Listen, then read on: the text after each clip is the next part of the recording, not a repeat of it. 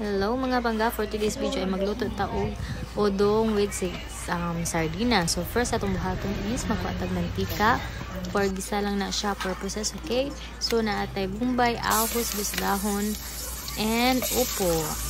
So first nagbutang ko ahos, hulatan natin siya ng brown. Yan para lami. After mag-brown, magbutang na pud ta og bumbay. Isa lang siya ka buo na bumbay.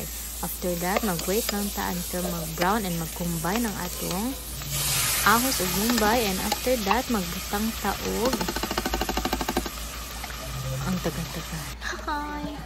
So, maglagay tayo ng sardines. Ang gamit ko dito ay mega. Isang spicy and hindi spicy. Gusto ko kasi maanghang konti para masarap siya. So, yan. Nilagay ko lang. Tapos, pakukulaan lang natin yan siya. Okay? Mag-wait lang tayo at 2 to 3 minutes. And then, naglagay na lang. Nagbutang ko pepper and asin. Yan. Konting asin lang. Tapos, takpan lang natin siya. Mag-wait lang until magbukal siya. Tapos, na ni siya. So, nagkambutang ko anig 1 cup water. And after that, mag-add taog tubig.